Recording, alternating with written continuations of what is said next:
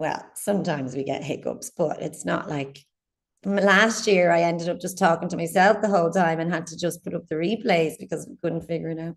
Anyway, hi. Sorry, this is probably starting now. Okay, beautiful. Share.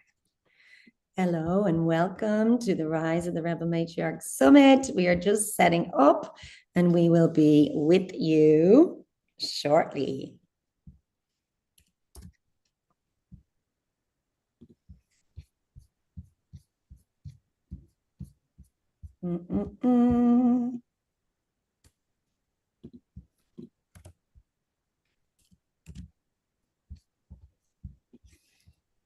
Beautiful.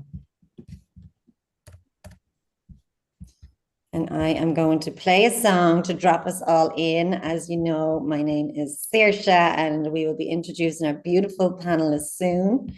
But we are just first going to drop into a beautiful song to ground us into our bodies, to get into the energy of matriarchy, or the mother, which is the phase we are in today. So let me play that. Can you hear that, girls?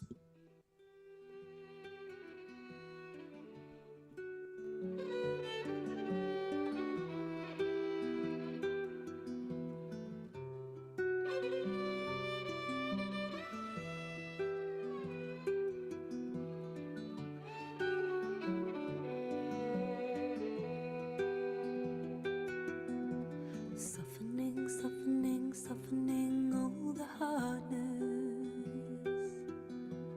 melting all that's frozen, letting go of the sorrow,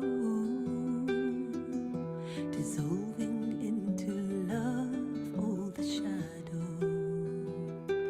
We are woman, we are bringers of life, we are vessels of love, we are expressions of the divine.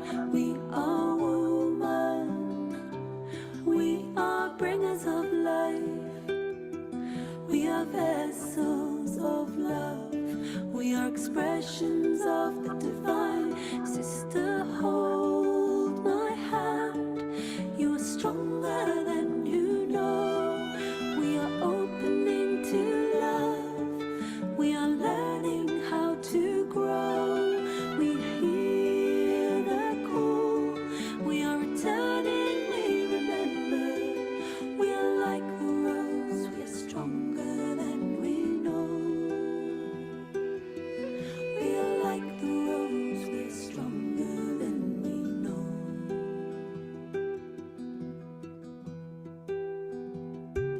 Ancient mother, moving through us, roots growing deep in our ancestry, medicine woman, daughter, mother and lover, reclaiming the power of our sacred memory. We are woman, we are bringers of life, we are vessels of love, we are expressions of the divine. We are woman, we are bringers of life, we are vessels of love, we are expressions of the divine. Sister, hold my hand, you're stronger than you know. We are opening to love, we are learning how to grow. We hear the call, we are returning, we remember. We are like the rose, we are stronger than we know. We are like the rose, we are stronger than we know.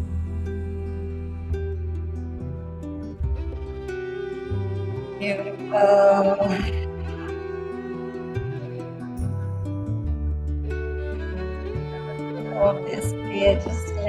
ourselves to really feel connected, like we are holding hands, sitting around the fire, sharing our stories, keeping our wisdom traditions alive.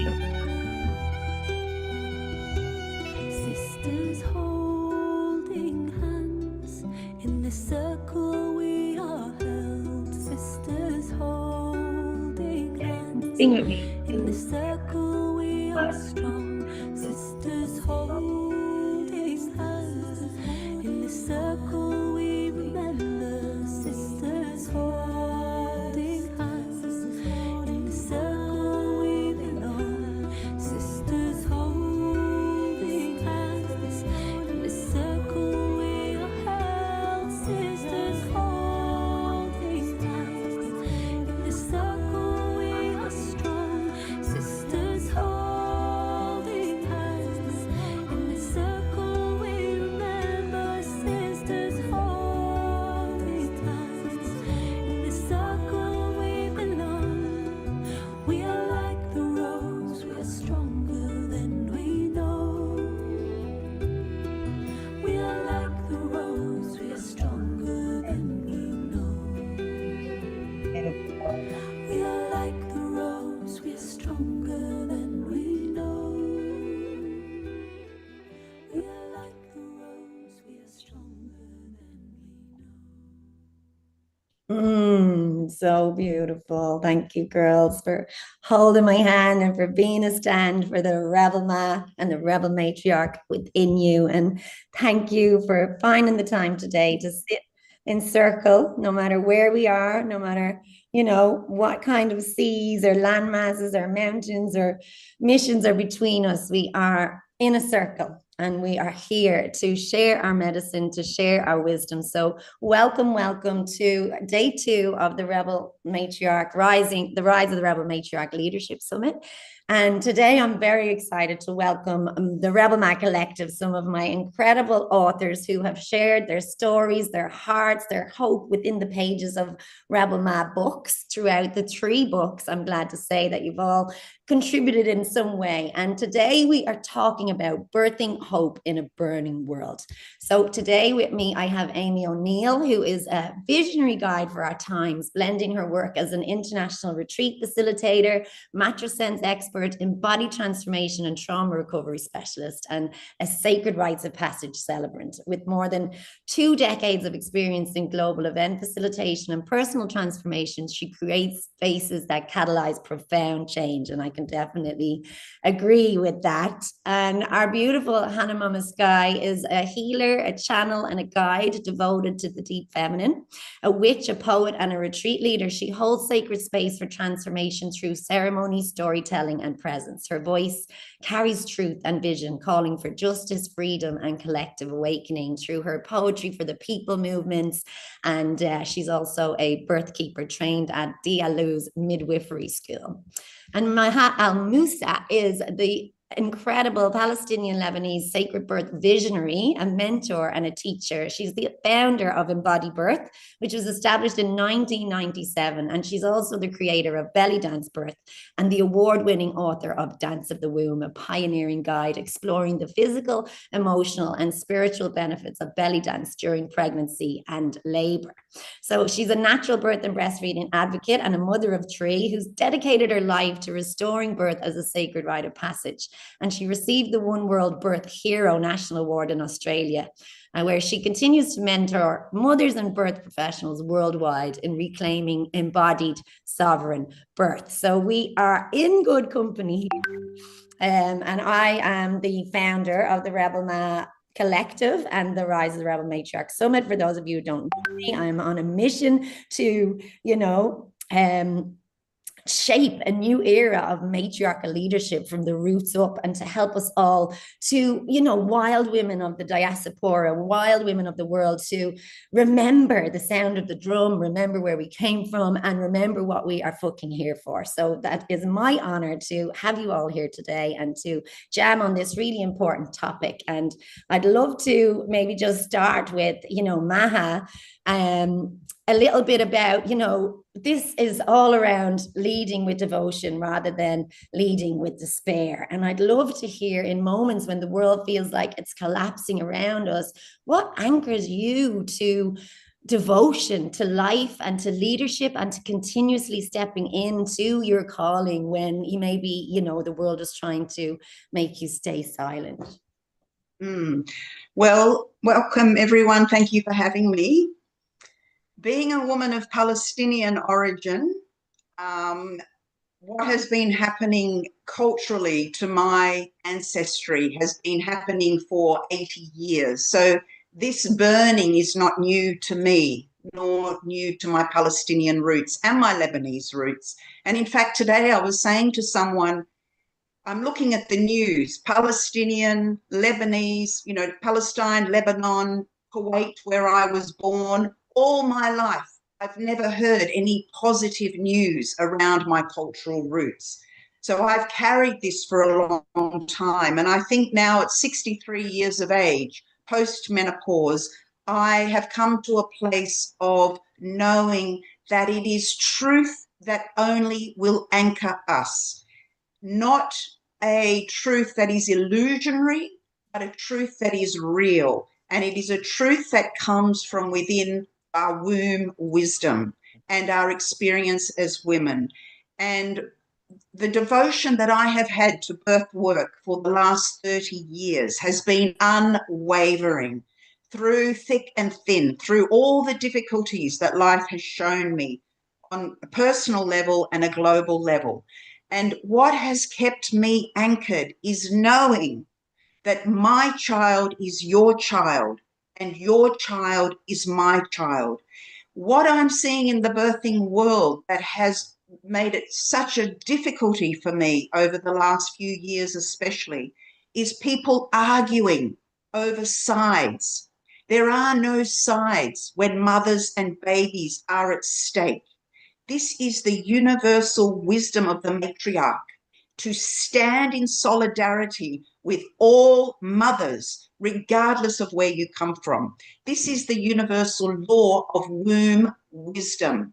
So it's not about an individual perspective. It is a collective and a global perspective to stand up for all mothers and babies, regardless of where you come from. And we know that birth is about love. It is the consciousness of love that we as women birth.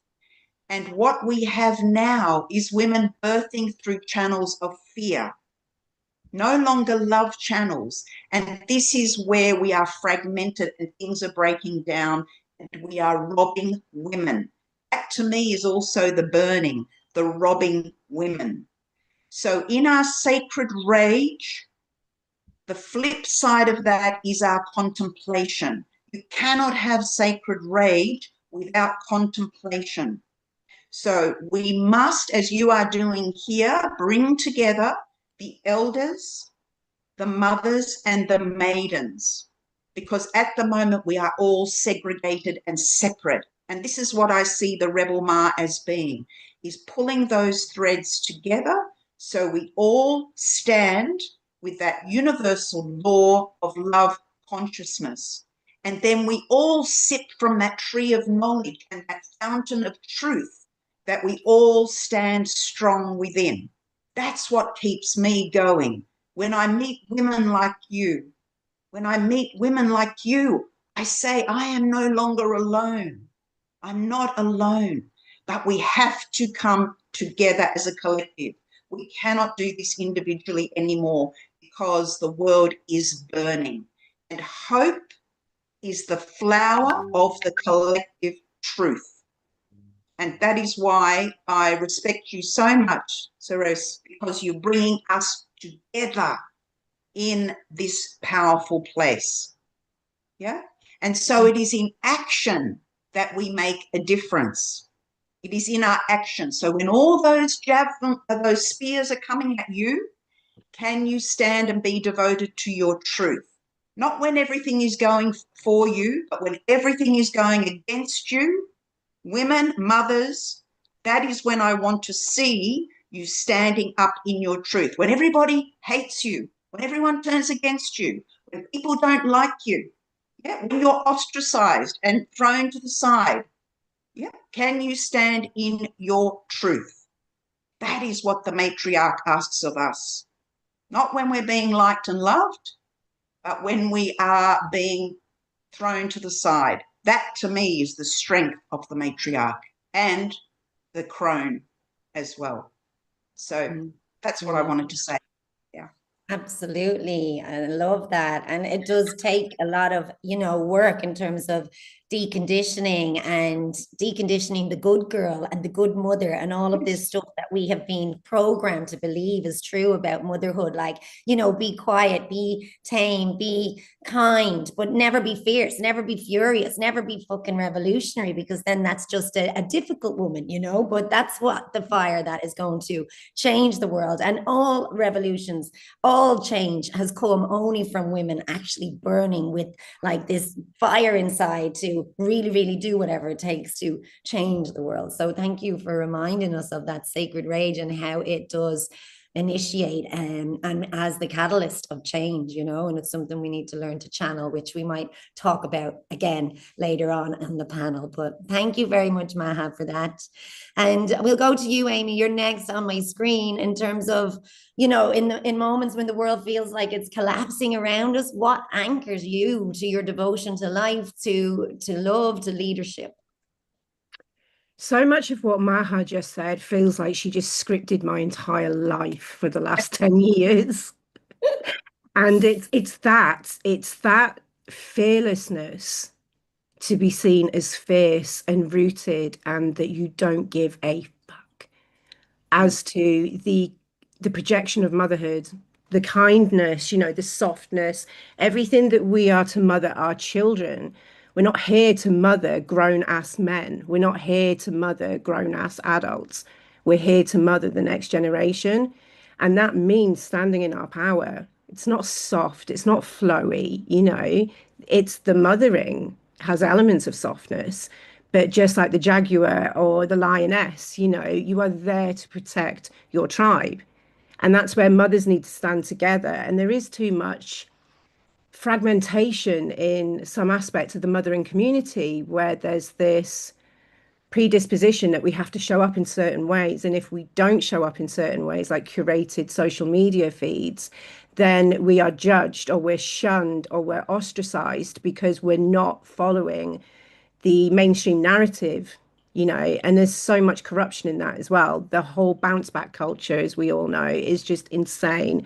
And that leads to all sorts of very dark elements, child trafficking. And I don't want to say certain words. I don't know what we're allowed to say on here or if it's complete, but that whole culture of keeping matriarchs in their maidenhood instead of embracing them when they're hitting their fierce era. And like Maha said, the crone as well, that fierce, older, elder energy, that women need to embrace aging, because the aging is our wisdom and the mothering is the portal to our most powerful self. And my favorite quote at the minute, as you know, is came to me at 4 a.m. in the morning, firing off police emails. And it was actually in a police email that I sent to them and said, motherhood isn't the obstacle to leadership. Motherhood is the leadership, and you will listen to me. And you saw that police email when I said, let me be unequivocally clear. I'm not going anywhere. I'm not backing down. It doesn't matter how much you will try to break me. I will be here for every mother that's beside me, behind me, that's still yet to become a mother. And that's all there is to it. But it's hard, it's isolating, and that's why we need this. Because I think the most authentic voices are not the loudest. I think the most authentic voices are judged, shunned, ostracized.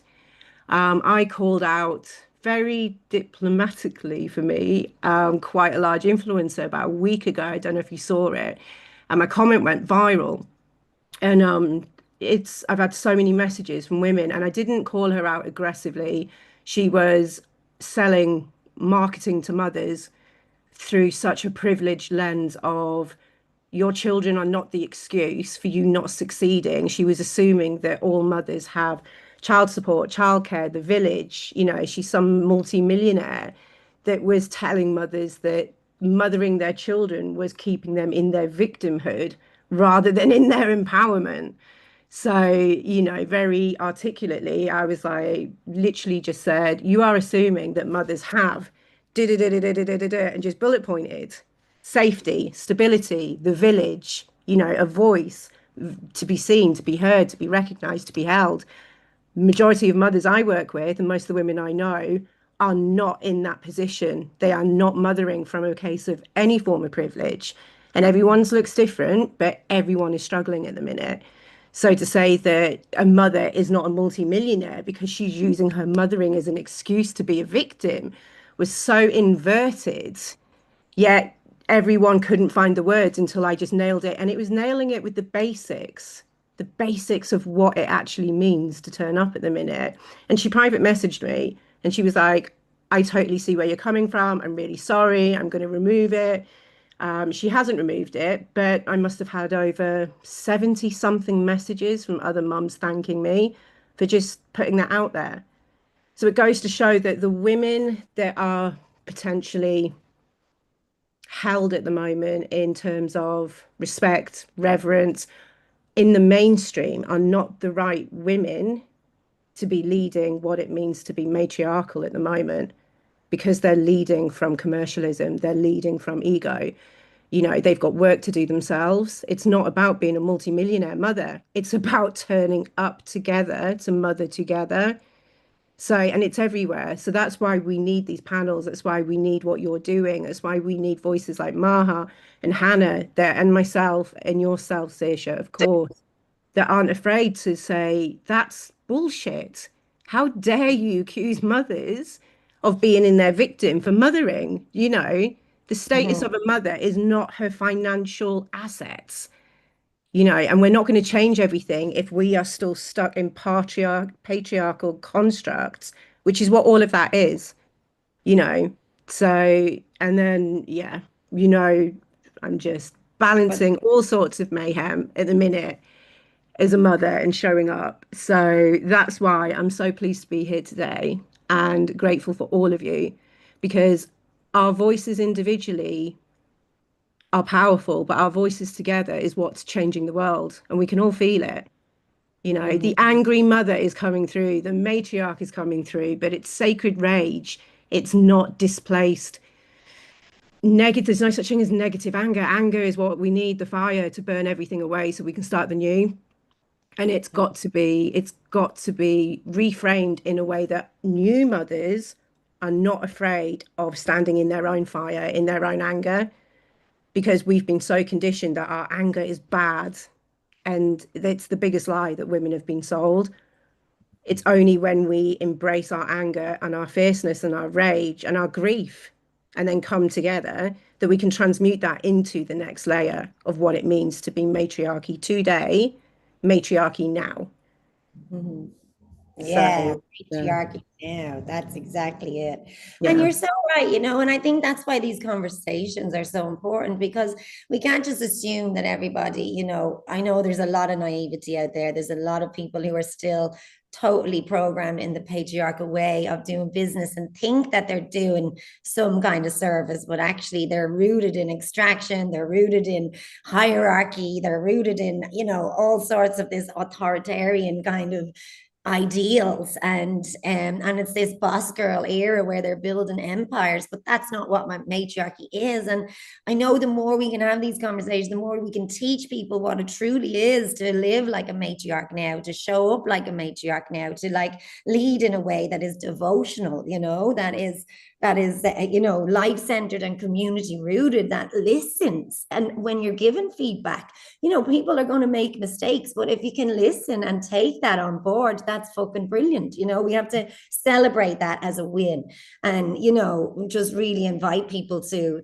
feel and to just stay with their hearts open and to stay relational, you know, because a lot of the time when you come with feedback to people in this industry, it's narcissistic, they shut you out, they, you know, shun you, and it's not taken very well. And I know that we've had conversations where you've had to give me feedback where fuck, I'm like, oh my God, thank you, because that helps me grow and know, that, we all make mistakes, but we've got to be open to hearing it and working on it and taking action and repairing, speaking that language of repair. That's what matriarchy is all about. And that's how we heal. And that's how we come together rather than, You were amazing with your feet, with the feedback, like sitting with you. And I just want to share that because it is rare. And sitting with you and being able to have those uncomfortable conversations and your authenticity, that you live and breathe this work. You don't just pretend. You don't just put it out on social media. You live and breathe it. And my loyalty and love and devotion to you just for your ability to do that is just, yeah, it's mind blowing. So I just want you to know that it's such an incredible trait to have. It takes deep, deep courage to be able to take feedback and have the conversations and work through it together. It's not easy to give it, it's not easy to receive it. I was on the end of some feedback with my neuroscience and the counseling aspect that I'm doing at the minute, and it was not easy. So it's not easy. Our blind spots are there to be discovered and embraced. And that's what makes us better leaders. So we need those mirrors, and social media does not allow influencers to acknowledge their blind spots. And that's where matriarch comes in. But we all have our own blind spots as well.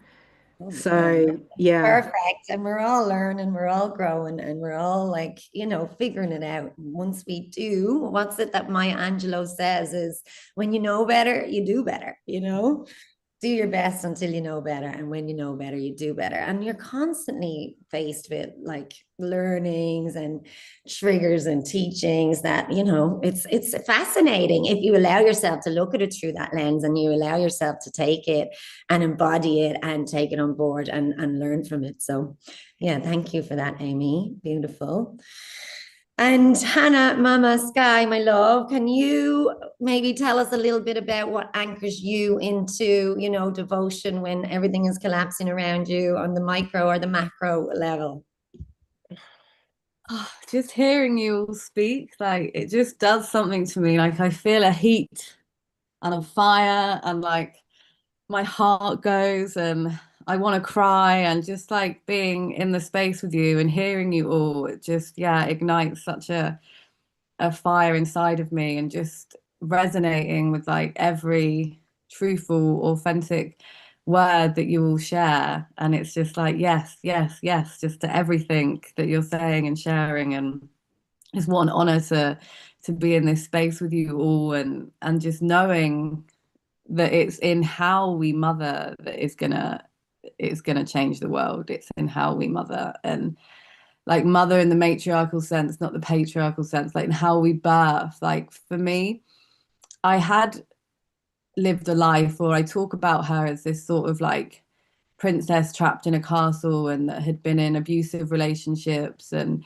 still believed in the magic and felt like she was led by the divine, but would constantly end up in these situations where I was abused by the toxic masculine. And it was actually when I broke that pattern and I become a mother and I birthed in the way I did, it was like this, okay, this is why they'd stolen this rite of passage from us, because I felt myself being catapulted from this like scared little girl princess to this queen that like, okay, if we can birth in this way, we can do anything. And just how incredible, I birthed my babe at home 5 weeks early. And even though, it could have ended up so differently, staying in the trust and everything I had learned at Dalaloo's just it enabled me to stay in the trust. And if you read Dragonfly in the Rebel Ma chapter, there was I didn't take risks. A dragonfly changed the trajectory of my birth story, but it lit a fire in me that I didn't know was possible, and it made me realize the importance of the sacredness of birth and this rite of passage. And if more women birthed in this way, how they would have this fire to want to change, and how that, like Aimèe said and Maha said, that we have not been angry enough. Like we have been taught that anger was this wrong emotion that made us these crazy crazy women. Like, how many times have we been called crazy or psycho by men? Like, because we've allowed our sacred rage to come out to play when it's been necessary, but we've been like trodden down and told that we're crazy and we're wrong and all of this, when actually this is necessary. It's this anger and the fanning the flames of our sisters and like coming together that is going to make the change. I believe that it is the feminine sacred rage that is going to turn the ship around, save our planet. Will be through sacred feminine rage is what will save our planet. And for me, my sisters, my community keep me anchored. Like, as a mother, I fell sick recently, and the way the women showed up to support me, I was ill for 10 weeks and I live isolated in the mountains, with no family support.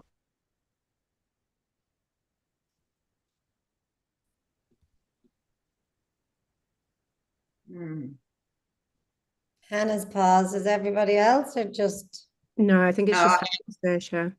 Oh, there she is. I just wanted to, until Hannah comes back, to also back up what Hannah says about birth. And this is something that is completely lost in society and culture, is the understanding that the evolution of human consciousness lives in the way women birth. Yeah. Until we recognize and understand that, yeah, we are not going to honor and support mothers, as Hannah was talking about, the sacredness of birth.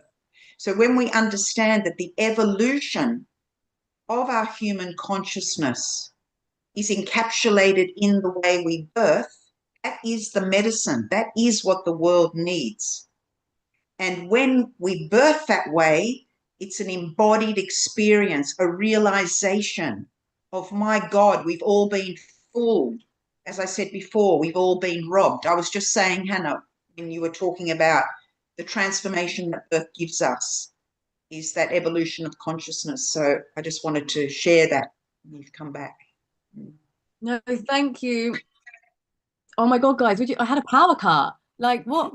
It's full moon. I too. I had a full moon power cut. Everything just went. And then I was like, the lights, the heat of the laptop, I was like, I don't believe it. That's Like, the power. That's the I power. don't even know what I got up to. Thank you. I was just chatting away. Yeah. I don't even know where I went, but when I noticed there was a power cut, I was sharing about sacred rage. Sacred feminine rage will be what saves our planet, and what keeps me anchored is the mothers, the authentic mothers. That I fell sick recently. I was ill for some weeks, and my community and the way the other mothers showed up for me, and how they brought me food, how they took care of my son, how they took me to appointments, how they all came and held me. And it brought me to my knees in emotion, in a way of like, wow, this to me is matriarchal leadership, how we support the mothers in need, and to help them heal and get well again and strong again. And that's really keeping me anchored right now, the love and support that I have witnessed through my latest illness from the mothers. Because it's the mothers that know when another mother's sick. You're like, fuck, I've got to help that woman, because how is she gonna be holding this all when she's down, And yeah, so yeah, that's what's keeping me anchored. Watching the nature keeps me anchored, and my sisters and my community. Beautiful. And it's so important, if you don't have community, to seek it out, to find a circle of sisters who are going to have your back. And I know it might sound like, it's not easy for some people to be able to receive or to be able to find your people, but there is so many ways these days to connect with other women, whether online or offline. And you've got to get yourself into a place where, community is what is going to help us navigate these times. And, being in a circle of sisters, as we all know and feel just right now, just, bouncing ideas off each other, holding loving mirrors up for each other. It's life-giving, it really is. is, and it's so needed, because that's what helps us remember our power, our worth, our truth, and helps us to keep speaking even when our voices shake and the earth shakes, because we're standing up for each other.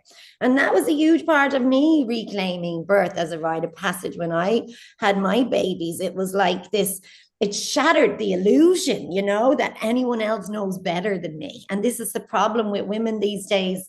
We outsource our power too much. We outsource our inner knowing. We hand it over. We don't even know that we're doing it. And it's like, we've got to stop outsourcing our power, and we've got to stop asking for permission, to feel what we know we feel, or to know what we know, and to really come back to the truth of who we are. So I just feel like it's so important for us to take back control of our intuition and our inner knowing, and really be a stand for not only ourselves, but for our sisters and for the children that are coming after us. So you did, all of you spoke about this rage, so obviously that's a big topic of conversation. I've seen it very much spoken about in the circles. Obviously, the shit that's going down in the world, it's really, really fanned the flames of the sacred, mature feminine, who are not prepared to look away, who are really, really disturbed by, some things that we've known or thought to be true, but now it's proven. And there's so many that are still not having to take any accountability. There's so much fucking silence surrounding it. All the spiritual leaders we would have looked up to are saying nothing about this whole ring of pedophiles that are running the world and, killing children for sport. And it's like, I'm so fucking angry, and I know that so many of the women in my space are, but I just want to know, like, have you got any tips or tricks of what we do? Like, how does that sacred rage play a role in birthing hope and not just fucking burning shit down? We've got to have something to build in the background. And also, how do we transmute the anger that we're feeling into clarity and into courageous action? It's a big question, but I'd love to hear, anybody who wants to speak into that, and like the difference between destructive fury and like protective fire. You know what I mean? Maha, would you like to speak on that? Well, it goes back to what Hannah was saying about look, I keep coming back to birth, because that's the arena I've been teaching in for 30 years. And, I'm 63 years of age. I had my last baby at 46, born at home. I breastfed her for 8.5 years, a year post-menopause, till I was 54.5. And I stood in the worldwide media speaking up from 2012 to 2016 for 4 years on my own about public breastfeeding and natural term breastfeeding. Now, I did that because I believed it. It was embodied within my body. I had actually walked the path of what I believed was to be the truth of what birth and mothering is about. So sacred rage has to be grounded in the body. So as you were saying, Sasha, it's not just this thing that just gets, thrown about. It needs to be very grounded in my truth. And we have to ask ourselves, why am I doing this work? Why am I speaking out? What is my why? Because if I don't have a why to why I feel rage, then it's just going to be, puff there and not go anywhere. It's not going to be felt in the world. So what is your why? Why are you doing this? Because I want all mothers and babies to feel the depth of their innate wisdom to make the world a better place, because that's what I believe. I believe that our wisdom actually uplifts the world and evolves the world, as I said before. So everybody needs to find what is my why, not to make $1,000 from a program or to be the top of the game, the hierarchy, as in the patriarchy. Matriarchy says you are all in the circle with me. You are all important. I want to hear your voice. You are valid. There's a rage in wanting that. Yeah. So that's saying, I see with clarity the circle that I'm weaving. Yeah, my rage, my contemplation, my inclusivity, my anger, my joy, all of those things are part of sacred rage. Yeah, both sides. And so, what am I cultivating? Why am I cultivating this sisterhood? It has to be bigger than just me. I have to see the vision. And that is what physiological mammalian birth gives women, the vision of the world, the legacy for our children's children's children. That's what we're meant to birth with, that medicine, that energy. Yeah, that's being provided to us through that womb wisdom. It's not just an intellectual wording. It's not just up here. As we say in embodied birth, the baby doesn't come out of your head. The baby comes through your vagina, get down to earth to birth. Every baby is born on country, their mother's womb.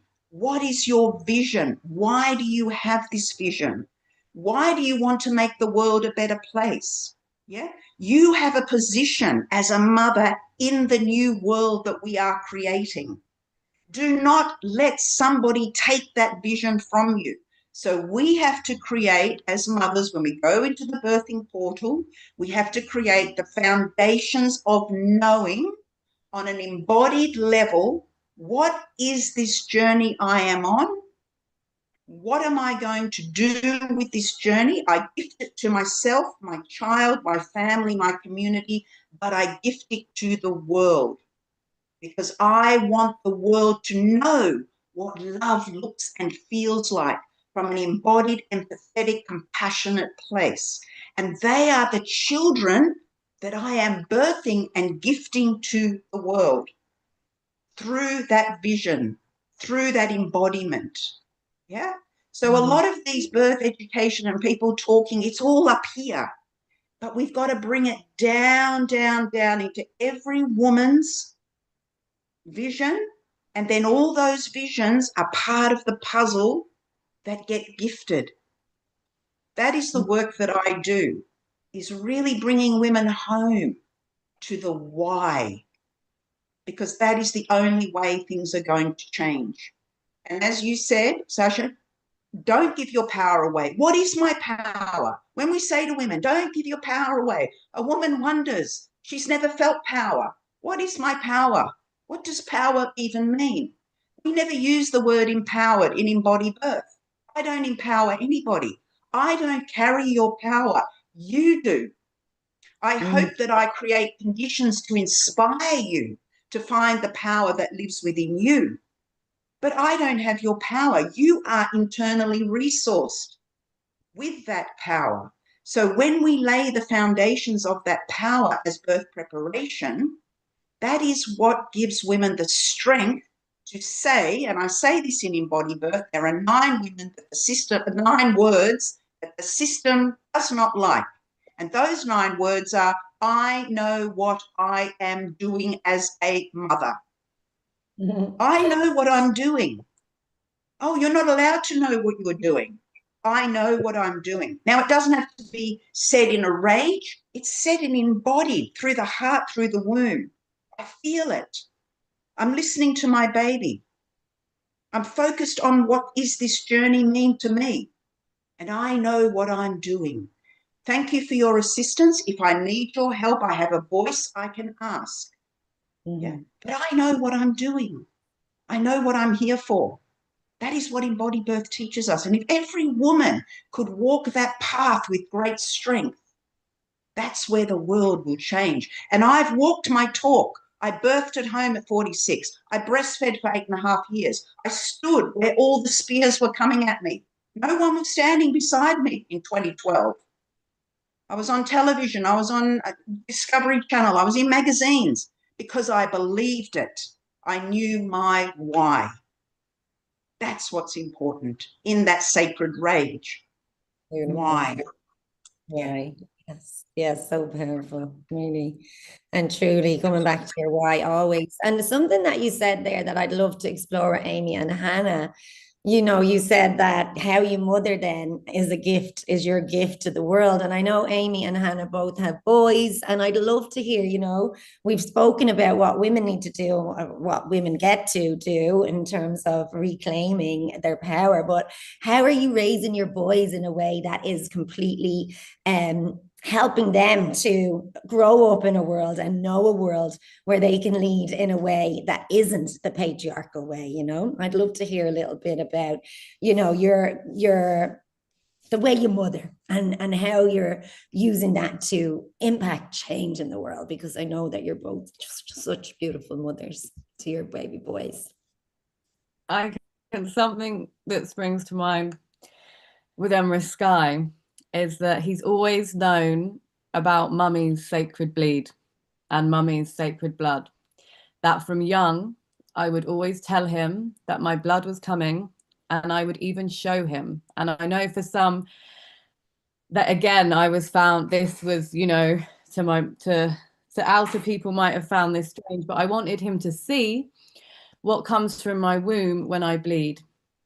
And that when mummy's blood comes, she goes into this portal in this cave, and she needs to just slow down a little bit and take a little bit more rest. And I'm here and I love you, but I want him to know that this caretaking around the bleed, because I want him to carry that into how he supports his girlfriends and partner and who he has to, you know, throughout his life. And I just, for me,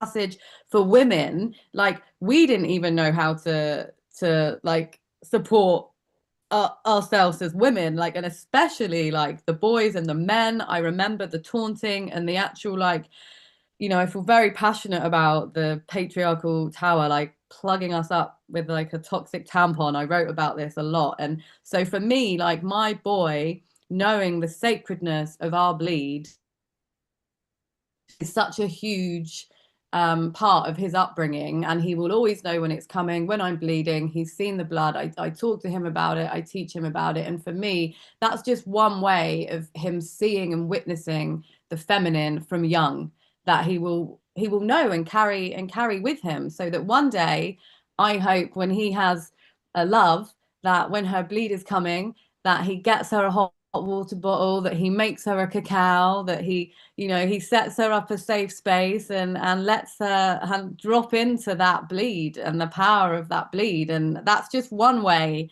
that I'm showing Mama-Skye the feminine way from my bleed.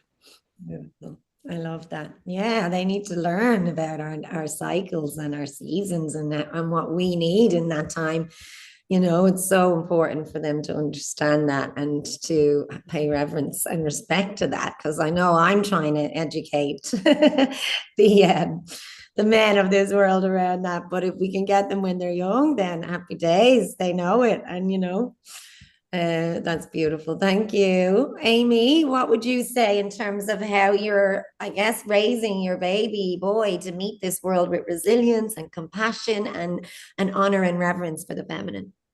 So first and foremost, I have raised him exactly what Hannah's just been describing. In fact, last week when I was on my bleed, he sat and watched anatomy videos with me that showed the beauty of the cervix when it's releasing the bleed. And it was an incredible video, and he was learning the entire cycle, and he's always been raised. I've exposed him to it from the get-go, and he does see my bleed. He fetches my bleed pants. He makes sure they're on the dryer. He's 9 years old.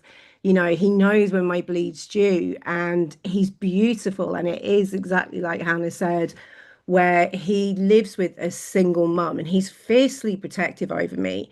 And I've always called him the man of the house. I've given him his power, because the one thing that my little man, he's not so little now, he's 9, can you believe that?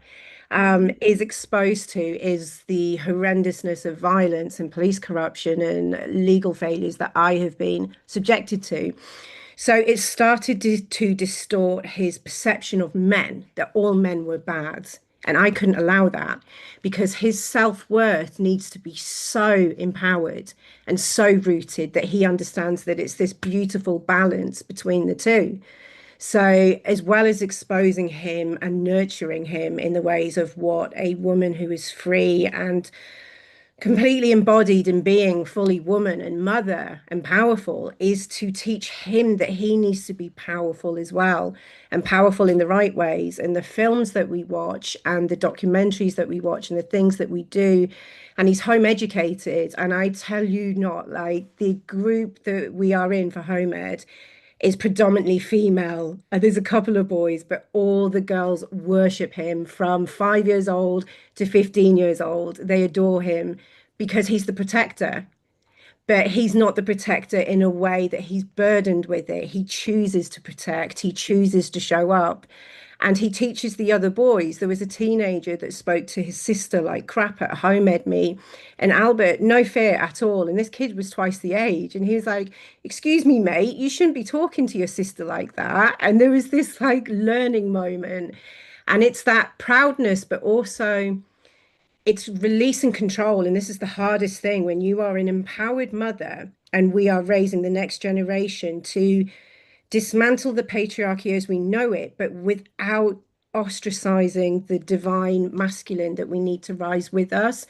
And that's really important because it's very easy for a single mother to raise their boys fragmented because of our own experiences, and we have to raise them whole regardless of what we've been through.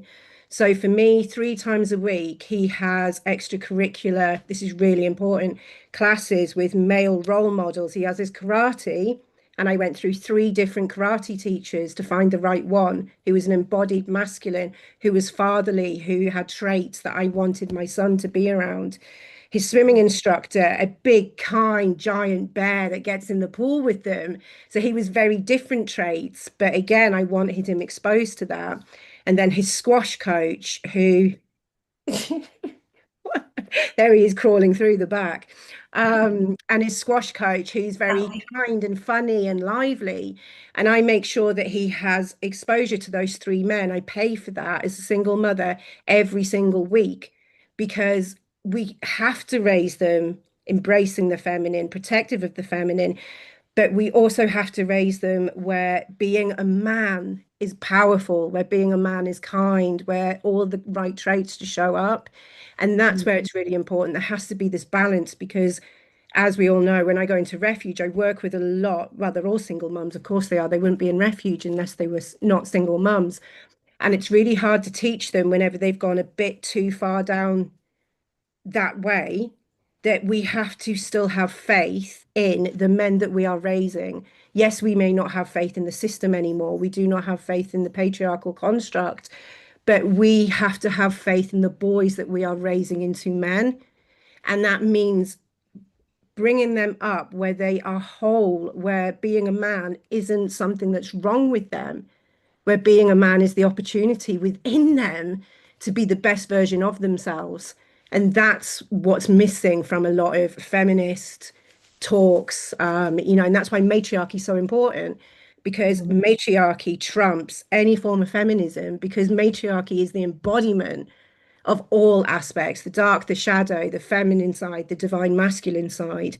And as mothers raising boys, we have to raise them whole. Does that make sense? Yes, beautiful. I love that. I had goosebumps listening. So gorgeous. Yeah. I really love, like, how you do raise Albie. Like, you work and you still lead and you still, hold spaces where people can come together and bring their children. And I know that each and every one of us does work in the world where children are welcome, where they're not told to be seen and not heard, where we can invite them into the workplace, where we create life around them rather than pushing them off into places and spaces where to get them away from us so that we can lead in the world, and that's what matriarchal leadership is all about, where we can actually have our children at the center and have life at the center. And we don't see much of that anymore. I know my mom modeled that to me growing up. She created spaces where we could go and where she could be in sisterhood and in community, and it was really inspiring. And that's what kind of she carved the path for me long before I knew that I would follow it. But, and what we're doing now is going to inspire our children, obviously, in their own ways. But like maybe just having a little chat about, what our visions are for this truly centered, when we have truly centered mothers in leadership. What will change? Like, what would a life-centered civilization look like, feel like? How can we get into the juice of it? We have to show up with our babies on our hips and be completely and utterly unapologetic. My first corporate meeting back in London, I didn't ask for permission. It was my project management. Albert was 3, didn't have any childcare, had to go into London. And I knew if I asked for permission to bring him, they would say no. And there's this Marine quote that's always stuck with me is it's better to ask for forgiveness. I'm not keen on that word, but bear with, than it is to ask for permission. And it means just get on the hell and do it and deal with the consequences afterwards. And I rocked up with him on my hip, and the receptionist had a heart attack. She was completely made up to the nines, very, very Canary Wharf. And I was like, oh my God, mum bun, half a suit on, trainers instead of heels, baby on my hip. And I was like, what am I doing? I wanted to vomit coming out of the lift because I knew what I was going to be met with. And I was shaking so much, I thought I was going to drop him. Like, I was just like, I'm here. I've got my meeting at 11. As you can see, I've got a little sidekick. Not going to apologize. You can bring the director out if you want. I can have a discussion with him.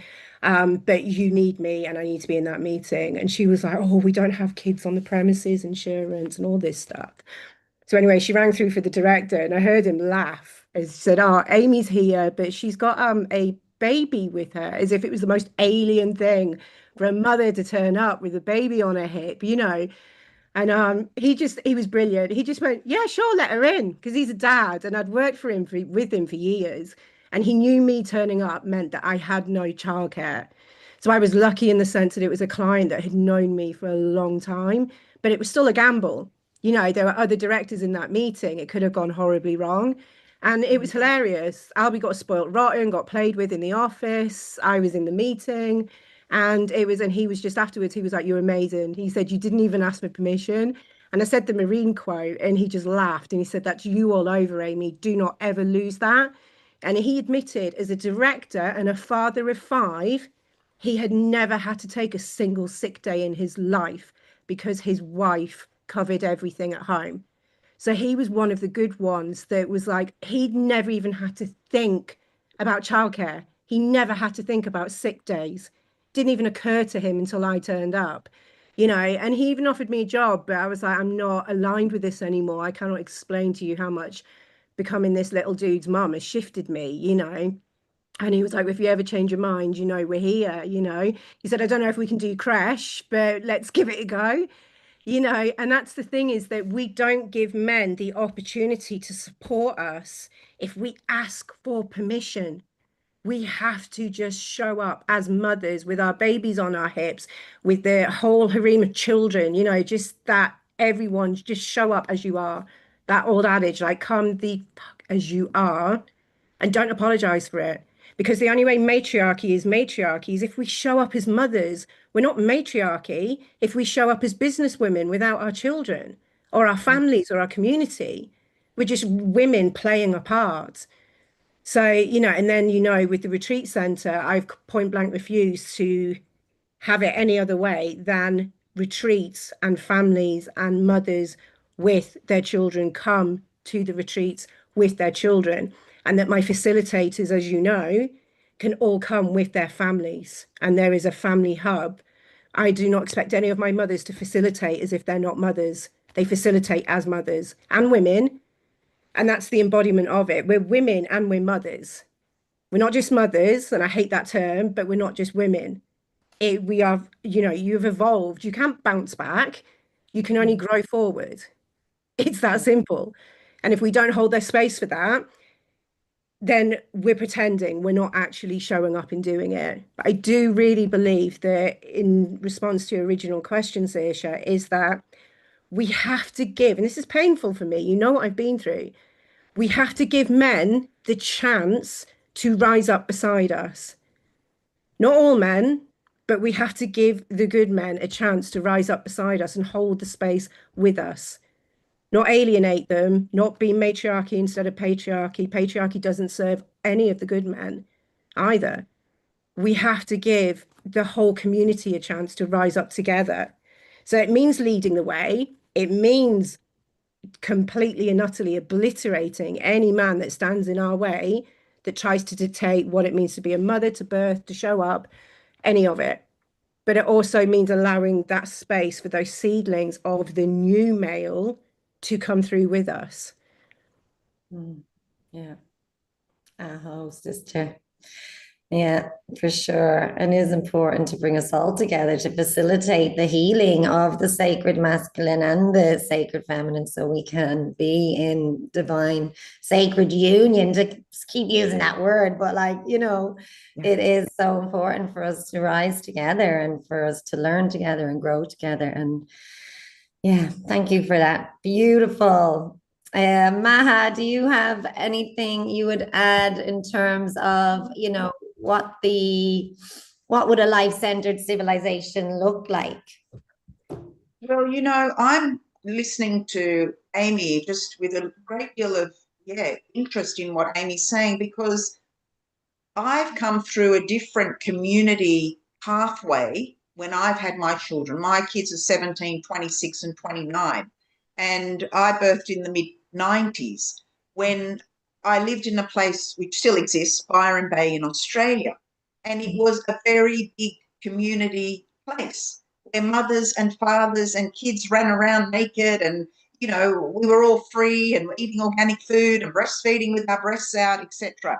So I've actually seen the narrative of that village, that community, being squeezed over the last sort of 10 years. A change happened where the division, where the intervention in birthing, where mothers not feeling their power, and the control of government, forcing things on our children that they should never force on our children, the system taking over. So I've watched in horror the change as we've swung the other way. So we did have that. Some of us did have that experience with our children, that freedom, that vision of collective love and compassion and connection.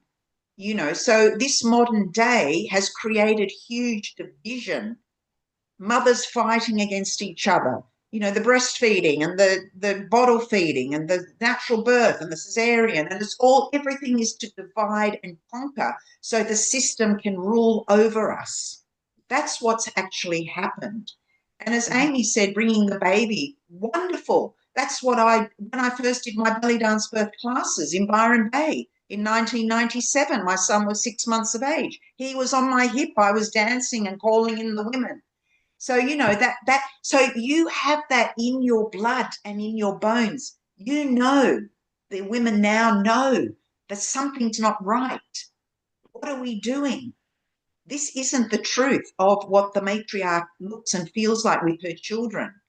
Yeah. So your instinct is saying, no, I'm bringing my kids. Mothers, bring your children to the retreat. Let's all be in this together. That's how it's always been. That's an indigenous understanding of raising our children. So we've just swung the other way. So the vision is to come back to those basics again, where mothers are revered, where mothering is honoured, where our children are welcomed with open arms. I've just been to China to teach in December. My daughter's come with me 3 times. She's 17. She was in the circle with us all, dancing and contributing. I've always done that with my children. That's cultural as well. My Middle Eastern culture doesn't separate mothers and babies, So if you look at it from an ancestral indigenous lens, what Amy's talking about is the truth. That's how it should be. So it's not even like we're creating a new world. We're bringing the best of the old and the indigenous into the modern day. So how do we blend that together for women of today as we walk into the future? But I still believe we have to repair birth. because that's the foundation. For you to be the tiger, to be that tiger mother, as I said before, to have that vision of the new world, you have to have embodied and felt that transformation moving through your body, that primal scream moving through your body, that consciousness that you've birthed. You birthed that consciousness that Amy's talking about. That's what we birth. Imagine 360,000 women birthing every day. If every woman birthed that consciousness, which is our true nature. It is my true nature to have my children around me. Yeah. That's how it should be. And I think remembering. Yeah. We're remembering. I think that's why we have it here, and it's from what you're sharing. So in the Alpujarras, the hub, the Dala Luz midwifery school is the hub of this mountains where I live. So a lot of the women that come here, they come here to birth their babies in this way, in their power, everything you're speaking of. And what you share about the 90s in Byron Bay is very much still here.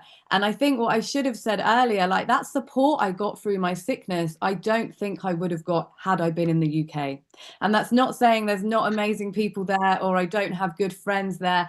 It's the people that have come here have come to birth in this way that you share, Maha. And there is still the children running free and naked and the women with their breasts out feeding their 6-year-old and, you know, freedom. And like some of my most powerful ceremonies of when I've had Emrys on the boob and like my drum in the other and like had him with me in circle from young, and it's just he's always been with me when I've held women's circles ceremonies, you know, retreats, and blessed to be able to do that here. But I know it's a lot of the women that have gathered here, and the reason that they've come is to birth. To birth. It's like I call it the mothership here in these mountains. And when you speak of that way in Byron Bay that you did, I mean, it's very much still alive here. The children at the center and the mothers at the center, that is still very much here. And I think that's what makes it such an attractive place, because it's like that is happening here, and that's what makes me want to stay here, because there is that women-centered care and the children at the forefront. And they even have schools here that are child-led. They have like child-led education. Like what's happening, evolving here just after birth is like, it's really a place that is, and that's what I think, that building anew is like, that is what is gonna stop the division and like make the change. Is more of these hubs and places with birth and mothers and children at the center, I think need to pop up around the world to make a network to really anchor this change that you're talking about. And yeah, it's fired me up. You know, Hannah, this is Vanessa's place, isn't it, that you're talking about? Yeah. She invited me to come and teach there in 2028. Ooh. Yes. I'll be coming. Do. Saoirse, what's your vision? Sorry, didn't mean to cut off. I just wanted to know what Saoirse's vision is. My vision is that too, you know, it's like creating the village, whether it's online, whether it's offline, in every way that we can.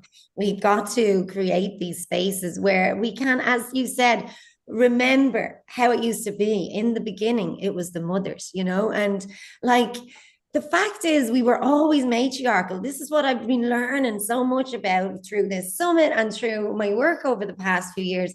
For hundreds of thousands of years, humanity was matriarchal, and we still are. We've just been fucking kind of overtaken by patriarchy, who has really good PR packaging and really good at fucking giving us all amnesia and disconnecting us from our roots.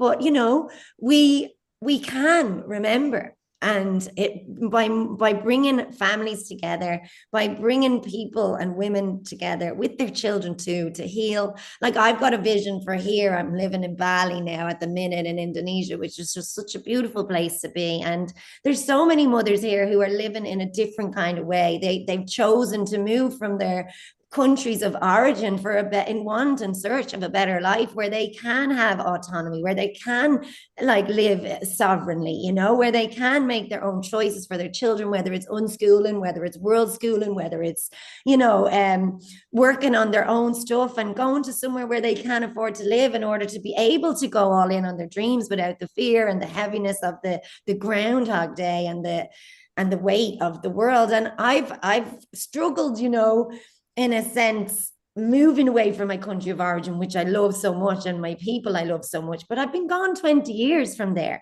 And I still hold a heavy grief and a heavy guilt about having left. But like, I know that I'm not supposed to be there. I'm supposed to be out there on the wind, you know, whispering to the women who have forgotten who they were, helping them remember the sound of the drum, helping them to relight and rekindle that flame from within, and to trust that no matter where we are, you know, home is in our hearts. And for our children too, we have got to cultivate a sense of belonging and a sense of rootedness wherever we are in the world, so that they feel like they belong any place and no place. They belong, you know, as I think it was Maya Angelou who said, I belong no place, I belong every place.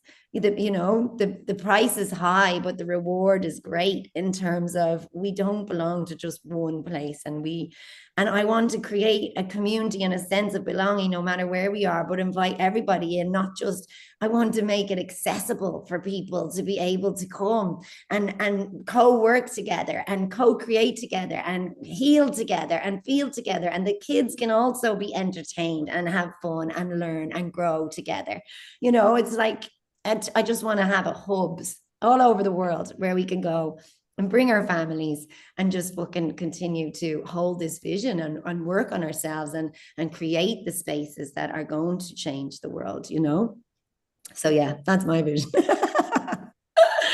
Very much like you all, but it's really more true for me now that, you know, these visions are big too, and they're not always easy to hold these visions, because as much as the dream is lovely, you know, and the idea is lovely, the actual making it fucking go into a tangible form takes a lot of work. And it's not to say that it doesn't take us away from our kids as well. And that's another conflict that I've been, you know, playing with. When I have a big vision and I create something like this, I do have to take space for myself. I do have to remove myself from, you know, certain times of the day in order to hold the spaces in a way that is going to land. But my kids know now, they're at a little bit of an older age. They know Mammy's busy, because and they know that they come first, obviously, first and foremost.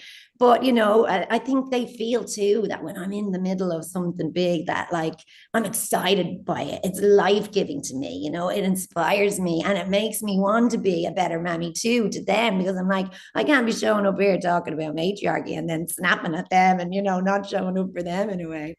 So it all works and weaves. But, you know, our visions and our dreams are big, and I know we all here have them, and we've got to find a way that we can hold them and weave them together so that we don't feel so alone and we don't feel like we're carrying it all. And because that can feel heavy, and that can, you know, make us feel a little bit frustrated and isolated and flat. So it's like helping us all to stay together and stay connected and stay inspired by each other and collaborate together. So we're not all working in silos on our dreams. We're bringing it all in, and we're weaving it in this beautiful web of like care, and knowing that we have sisters everywhere holding that vision with us, which is what we're trying to create through this Rebel Matriarchy circle. And, you know, I know that you're all doing that in your own ways too.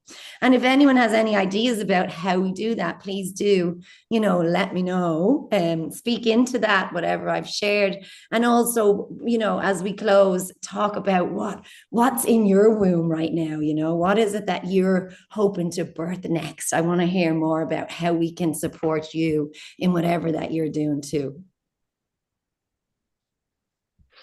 I just want to go back to when Maha spoke after you right at the beginning about the fearlessness in the courage it takes to show up doing this work, because I think that's really misunderstood.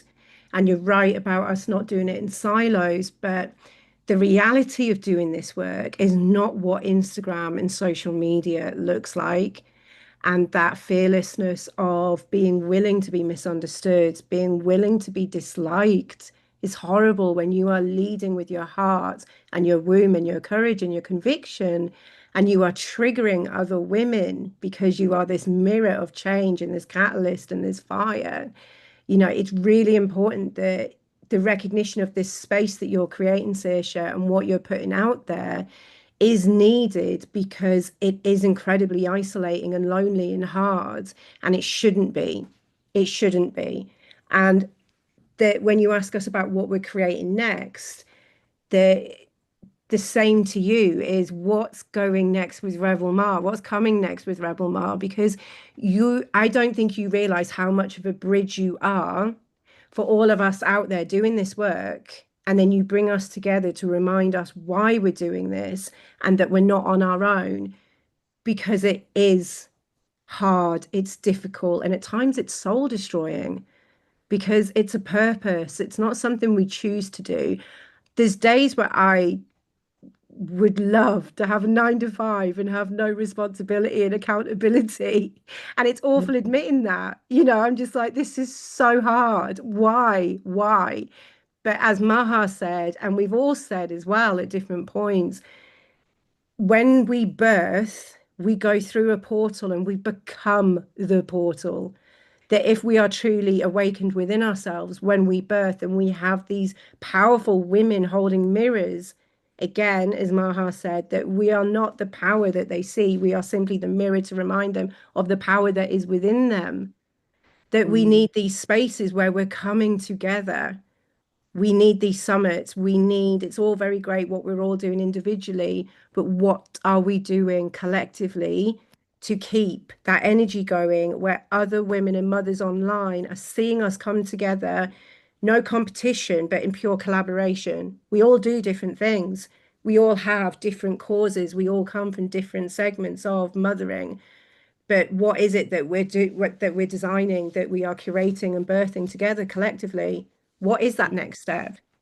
Well, that's exactly what I feel like this is coming. Like, you know, we're going to have 5 days of this summit, but this is a community that we get to continuously nurture and grow and invite other people into, and all of us facilitate at different times. So I don't want to have to be holding it all on my own, facilitating every week or two. But, you know, bi-weekly, maybe one of the Rebel Mas comes in and teaches something, and other people can invest in being held in that community and that circle. And then you get resourced by that too. That is my vision for bringing the village online. And then obviously, you know, creating spaces with you and with Hannah, and retreats where we can bring people offline and onto the land and have activations and have healings and have family-centered kind of retreats and places where we can go to grow and to heal together. So, you know, I really feel like the Rebel Ma Collective is an entity and an energy all of its own. And there's so much wisdom, there's so much power, there's so much in all of us, in each and every one of us, that if we could all come together and, you know, allow ourselves to be gifting that and taking our stories out of the books and bringing them into the ethers and reaching more people with our magic and our medicine. So yeah, watch this space. I'm hoping that I can create that, and I hope that you all join me and that you all show up to teach and be in service to our community of people who are reading our books, but you know, then giving them that magic and that lived experience in the daily too, because we're too good to be staying in a book, you know, and to be not like keeping that energy flowing and that knowledge growing. And, you know, that's just the dream. So, yeah. Does anybody else want to share a little bit about, you know, what you're birthing next, and, you know, what your vision is, or what you want to, what you would love support with, basically, and how people can work with you? I'd like to share a beautiful bit of medicine the Rebel Ma gifted me. I created and I hold a retreat called Waking the Witches. And last year I got an email from a beautiful young girl, and she emailed me and said she's just gone through a baby loss, and she's just read my chapter in Rebel Ma, and that it had helped her profoundly, and any way she could support me in the Waking the Witches retreat. Now, I get a lot of these emails from people wanting to come and help on Waking the Witches, but because she'd read Rebel Ma and she said that my chapter had helped her in a time that she had gone through baby loss because of my chapter, I was like, okay. And I messaged her and I was like, yes, of course, come. So she comes, and not only was the retreat and the ceremonies profoundly healing for her because she had experienced abuse as a child. She then spun in my home with my family, and it was just the most, I couldn't believe some days that I had suddenly this angel supporting me who had found me through Rebel Ma, and how my chapter had helped her. And then, but in my chapter helping her, she's suddenly the reciprocity, the beautiful exchange of this energy, how she's then in my home supporting me like for 2 months after the retreat, and I'm just like, wow, the energy of Rebel Ma, how brought this angel to me at a time, and I'm just was blown away at the magic of and the synchronicity of the weaving of Rebel Ma and the power that she holds. And because this girl coming into my life, like we hugely changed and healed and changed the trajectory and supported each other's life in such a powerful way. She will be in my life till the day I die, this young girl, you know. I adore her. And this is just a medicine and the power that Rebel Ma holds from our sharing our stories, and then how that can ricochet and what that can weave. I'm just so grateful, Saoirse. And visions for me is Waking the Witches will fly. She'll fly out of these mountains to other lands. And yeah, and writing, just more writing. Like you said earlier, I really want to write more on Substack, because I write, and then like on like social media, they're like, oh, not that many words. And it's like, then you're cutting down your message to fit into someone else's something. And I'm like, no, it's like, I got so much more to say. I'm not gonna like, because it's making yourself small to fit into their box again. So writing more, and my own book and the poetry, like I feel really fired up about a collective poetry book of women's. What I feel really fired about, and you can hold me accountable, and I'm going to share it. The first poetry book is for the maiden, and it's called My Yoni Comes First. Second powerful poetry book is for the mothers, and it's called My Yoni Gives Birth. And the third powerful in the trilogy is for the matriarchs and the crones and the menopausal powerhouses, is that My Yoni knows her worth. And it's going to be, that's what I see, and I see it, and I never voice it, because then that puts me in the position that I have to make it happen. And it's like I've kept it, but I feel like by voicing it, then you can hold me accountable and be like, how are that trilogy powerful books coming along, Hannah? And you can be in it and help. I want to be held accountable, that I want these books want to be birthed with the help of you, I know, Saoirse, and Wild Publishing. And yeah, so speaking the vision, I feel, is putting me in a position to actually make it happen. Happy days. And so it is, sister. Bring it on. I love it. I love it. I love it. Rebel Ma has her yoni open here, and she is excited to support you in that. I love it. And absolutely, you know, it's stories that bring us together. It really is. The power of story cannot be underestimated.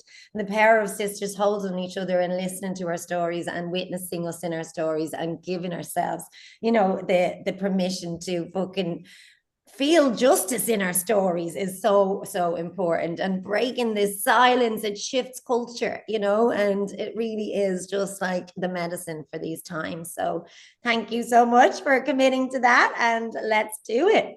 Maha, my love, what is left in you to, you know, what is burning in your womb to birth now? I know you've been in the game quite a long time, and I'd love to hear what your vision is for your work and the future.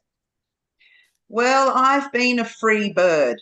I have flown to places where I've been called, and that's how I live my life, a little bit of a gypsy. But yes, I've been in the game 30 years. So I've got a big following in Asia.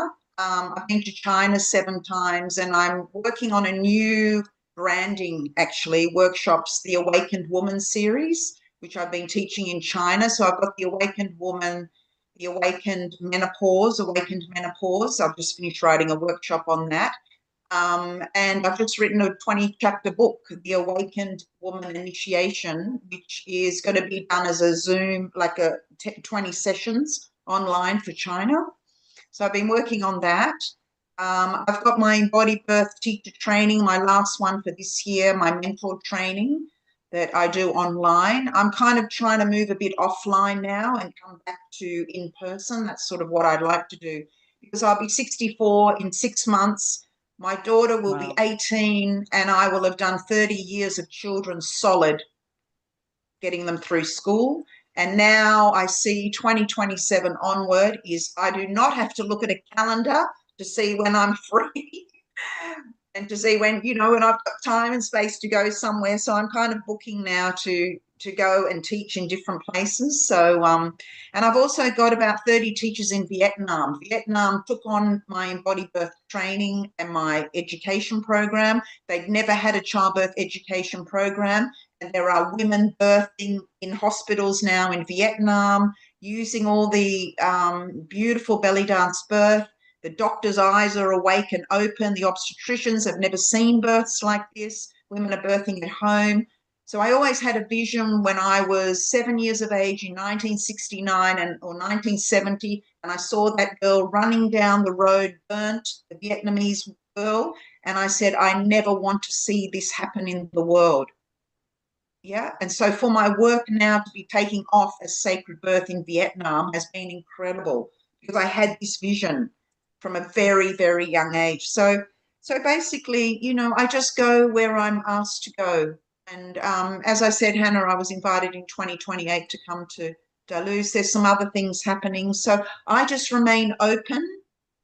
And when you are postmenopausal, it's a very different time. The energy changes. So the energy is not everywhere. It's just, where am I meant to be? I will trust in that. I'm like a tree rooted, and the women come. That's the stage that I'm at now. Not forcing anything, not trying to make things happen, just sitting in that place of the Marga, you know. So it feels really good not to be forcing things, you know, and I've got lots of resources on my website, but to come and do my embodied birth training, if anyone's interested to become a teacher, we start in March 29th. That's the next thing I'm working on.